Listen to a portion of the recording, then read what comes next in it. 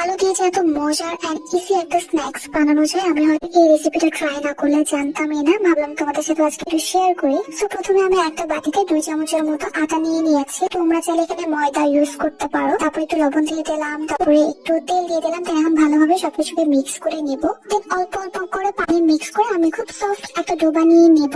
উপরে হালকা একটু তেল দিয়ে এটাকে আমি 10 মিনিটস মতো রেখে দিব রেস্টে, যাতে এটা আরো বেশি সফট হয়ে যায়। আর অন্য সাইডে আমি হচ্ছে একটু আলু ভর্তা করে নিয়েছি। এটা জাস্ট নর্মাল আলু ভর্তা। আমি এখানে একটু হালকা গরম মশলা, ম্যাগি মশলা অ্যাড করেছি। তোমরা তোমাদের পছন্দ মতো আলু ভর্তা করে নিতে পারো। আফটার 10 মিনিটস আমি একদম বড় করে গোল করে একটা রুটি বেলে নিব। ট্রাস্ট মি, আমার এই রুটিটা না এত সফট হয়েছে যে বেলতে খুবই মজা লাগতেছিল। নর্মালি কিন্তু আমি রুটি একদমই বেলতে পারি না। তারপরে মাঝখান বরাবর আমি কফির যে বোতলগুলো আছে না, ওটার একটা ঢাকনা দিয়ে দিলাম। তারপরে যে আলু ভর্তাটা করেছি ওটা আমি এই রুটির উপরে ভালোভাবে স্প্রেড করে দিব। এই আলু ভর্তাটার মধ্যে না তোমরা কাঁচা মরিচটা দিও। আমি হচ্ছে সেদিন শুকনা মরিচ ফুটে অ্যাড করে ফেলছি। তারপর আমি ঢাকনাটা উঠে ফেললাম। এখন হচ্ছে আমি এটাকে কয়েকটা ভাগে ভাগ করে নিব। হয়তো তোমরা এটা অনেকে ট্রাই করে থাকতে পারো, বাট আমি এটা ফার্স্ট টাইম করছি, সো ভাবলাম যে তোমাদের সাথে একটু শেয়ার করি। আমি রুটিটাকে প্রায় 16 পিসের মতো করে নিচ্ছি। এখন হচ্ছে আমরা যেভাবে ক্রোসেন্ট বানাই না, ওইভাবে প্রত্যেকটা পার্টে একটা একটা করে ক্রোসেন্টের শেপ দিব। এই স্ন্যাকটা বানানো যে এত ইজি আমি আসলেই জানতাম না। আর আমার খুবই মজা লাগতেছিল এটা বানাইতে। আর দেখতে না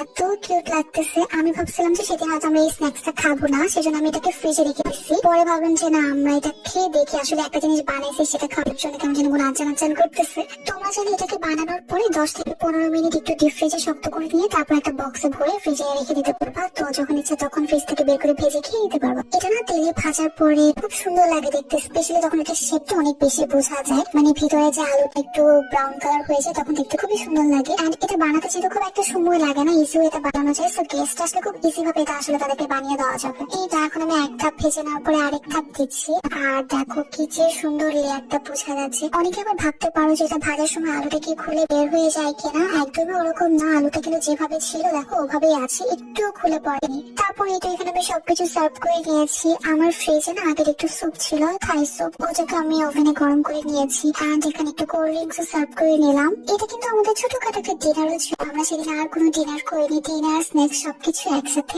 এই তো তারপর একটা ক্যান্ডেলও জ্বালিয়ে নিলাম। আমার না আবার কোনো কিছু নতুন ট্রাই করলে বা আমি যদি কোনো একটা রেসিপি নতুন বানাই, আমার কেন জানি সেটা নর্মাল ওয়েতে খেতে ভালো লাগে না, একটু স্পেশাল ভাবে সাজিয়ে গুজিয়ে খেতে ইচ্ছে করে। আমি যে জারটাতে ক্যান্ডেলটা রাখছি ওইটা না একটা আচারের জার ছিল। আমার এই ক্যান্ডেল গুলো এত ছোট হয়ে গেছে যেগুলো ক্যান্ডেল হোল্ডার হয় না, বারবার খালি খুলে পড়ে যায়। তাই এখন এই কাঁচের জারগুলো হচ্ছে আমার আপাতত ক্যান্ডেল রাখার মানে শেষ ভরসা। আমার জামাই আমাকে এগুলো খাচ্ছে আর এত বেশি অয়েল দিচ্ছে যে বাবা বলতেছিল কিভাবে পারো তুমি এত কিছু করতে, কিভাবে পারো। তারপর আমিও ভাব নিতেছিলাম যে বলতেছিলাম দেখো তাহলে তুমি কি পরিমাণ লাকি যে আমার মতো এরকম বউ পাইছো। এনিওয়ে তোমরা চাইলে এটা বাসায় ট্রাই করে দেখতে পারো যারা এখন এটা ট্রাই করোনি। এটা কিন্তু খেতে খুবই মজা আর খুব ক্রিস্পি হয়। তো এই ছিল আমার আজকের blog. Take care, bye by.